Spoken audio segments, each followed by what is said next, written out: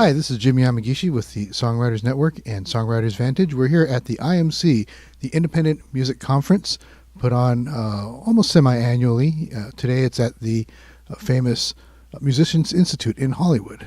Today we are going to be interviewing Stephen Scott, and he's going to be telling us more about what he does with Cosmo. Steve? I'm the president of Cosmo Coalition, which is a coalition of songwriter music organizations. And we basically are charged with helping to promote and advocate on behalf of the community-based and educational-based organizations, most of which are small nonprofit. And we also, in the process of doing that, advocate and promote the cause of the individual emerging artist. Great. So how do you do that? Like with showcases and special events and seminars? Yeah, exactly. Along with some of our member organizations, we have a whole ability to create a number of networking opportunities and seminars, panels, conferences, and so forth. And many of the conferences will actually ask us as an organization to put together segments of their conference. So we've done that for the Los Angeles Rock Festival, and we've done it now for the IMC, and we've done it for Nashville for the Indie Girl Conference and so forth. So we handle various aspects of the business, including performance panels and business panels. And today for the IMC, we concluded a business panel directed specifically for the creative artists. That's cool. Yeah, I know that that's something that a lot of artists just don't pay attention to. They're working on their art so hard, they forget about the business aspects of what they're doing. You mentioned something about having a business plan, I think, in one of those workshops, right? Yes, that's right.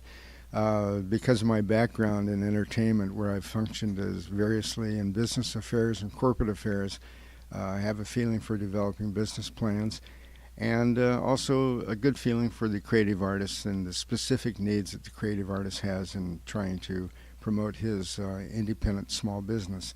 So basically what we're trying to do is to create an organized, structured approach to allowing that business entrepreneur as a small business individual artist to grow his business from small into, we hope, a very large corporation. When I was still in law school, I happened to be meeting with a group of businessmen at a restaurant, local restaurant.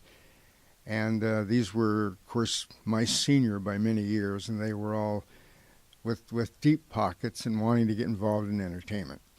At the same time that I was a member of this group, the waitress from the restaurant said, I overheard you talking about projects. She said, I'd like you to listen to my boyfriend.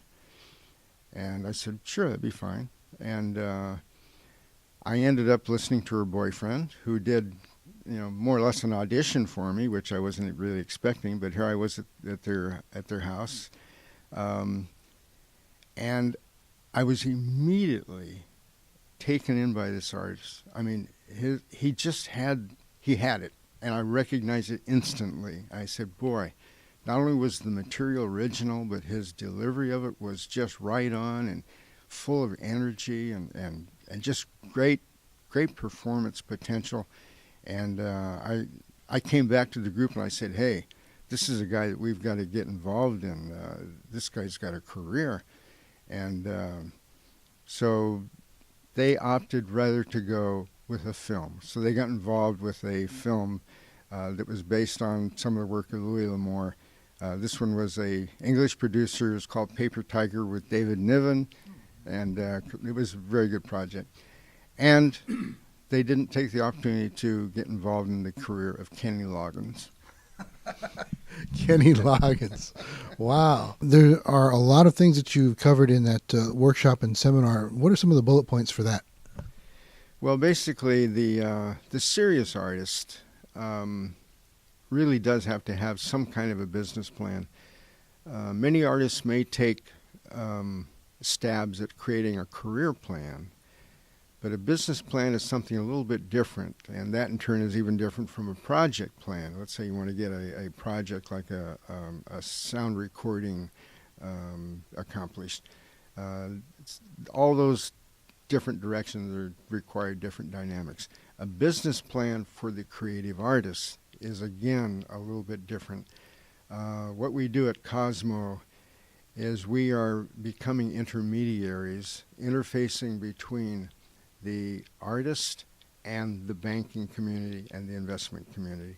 So what we're doing is creating for the artist a logical way to present what he's doing to a potential investor or banker, a financial contributor, and we're doing it in a way that in terms that the businessman understands. So we present the artist as a potential dynamic business opportunity, and it's just a little bit different format, a little bit different way of presenting a business plan, which is why the business community is looking to us to groom that artist in a way that they can understand it and then fund it.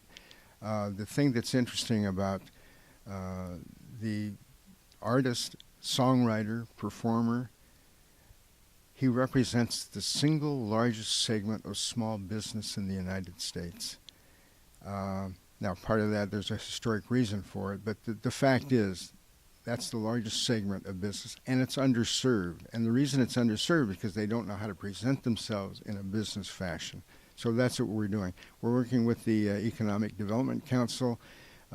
We will be approaching very soon the SBA, along with through the Economic Development Council. We're interfacing already with banks, and we will be incorporating elements of micro-lending, which is small amounts in the, say, 15 to 25,000 range, along with crowdfunding, which is a new direction that the industry has been taking, the ability to source your fans in view of helping you accomplish financially the things that you want to accomplish. And we incorporate that into a logical way of showing the businessman how he can fund the project and be assured that it will be returned and profitable. The first step, of course, is to be a business, and a lot of artists are reluctant to actually approach that step. If you're keeping records, you're automatically a business person, and most of them are keeping records. They maybe have not taken the step to actually form themselves as a DBA, doing business as, which is a simple filing with the county, but they should probably do that. It's basically a sole proprietorship, and that's all they need technically to be officially considered by a lender, investor, and so forth. But doesn't that sometimes raise a flag so that the tax guy comes after you? Or No, it's logical. The tax, if you're doing it as a sole proprietorship, or even if you incorporate as an S corporation, it's a flow-through situation. You're taxed individually, so you just keep track of your expenses and your income, and you file a personal income tax, and with the proper addenda, and you're fine. Yeah, for an artist, when they're doing that kind of a thing, pretty much because they are a business, everything that they do is a write-off. Is that kind of correct there? Or? Yeah, as long as it's related to their business, obviously. The tricky part of it, I guess, is the IRS will allow you a certain number of years maybe to operate where you're in the red, but you don't want to stretch that too far, or they'll start questioning that you're legitimately involved in business enterprise. So the thing you want to do is to show your progress along the time. We've had a situation where the IRS actually challenged an artist and did not want to allow the expenses of that artist who traveled abroad specifically for having her material considered by a publisher and label in a foreign country. That artist did not allow to just take it and challenge it, and in fact went to an audit and showed the CD that was created, and obviously got it turned around. So there are times when it might be challenged, but again, you keep good records, and you'll be just fine. Is that pretty much the most important part of being a business? It's certainly one of the most important parts. Of course, you want to document what you're doing. You want to show progress, and you want to be involved in your career to the extent that you're progressing. I mean, you want to be able to show that. And especially if you get into the later stages of being a legitimate music business entrepreneur, where you're going to go for larger funding, either lending or investment. You want to show that you are legitimately involved and making progress. Talent and quality of musicianship and everything else, those are all kind of subjective things. But do you believe that it's possible that somebody that maybe doesn't have the kind of commercial marketability or something can still be a legitimate, viable business in the music industry? Being involved in business is automatically having to be commercially viable. If you're an artist that is commercially viable, you assume to some extent that their performance is up to a level that it's being accepted by the general public. Otherwise, they wouldn't be commercially successful. That doesn't mean that you can't create a larger presence by being a better performer. The whole thing that we're doing with emphasizing performance with emerging artists is to get their level of performance at a point to where it's not just performing, it's entertaining. And if you're entertaining, you're taking it beyond just the material and you're going into a commercial aspect of a broader range of interest in your material. And it's because you're connecting with audiences, it's because your performance dynamics are better, it's because you've acquired these skills. Now, that's kind of what A&R used to do back in the day when there were really record labels and record companies that were doing that. But since A&R is kind of a dead thing for the record labels, I guess companies like Cosmo and what everything that we're doing here, even with SongNet, we're doing some of that development in order to bring the artists up to that kind of a level. So that's true, but it's also interesting that a lot of independent labels, the larger ones, not the major labels. As we all know, there's been a sea change in the whole music industry over the last decade. The major labels have declined, but the intermediate level of labels has increased. And what we're finding now, which is really interesting, is that those labels are starting to recognize that the way that they are better served to maintain their quality and consistency as a label is to get back to developing talent. And now they're starting to get more involved again in recognizing that they have to have a stable of talent. Yeah, that's exciting because now you can actually see the quality of musicianship go up. One of the things that I found, though, is that, especially with the internet, there's far more available, a lot more choices, a lot more genres that never even existed, even as little as 5 years ago. And artists that at one time were rejected because they couldn't fit a particular genre are now either creating their own or making something happen and developing their own fan bases.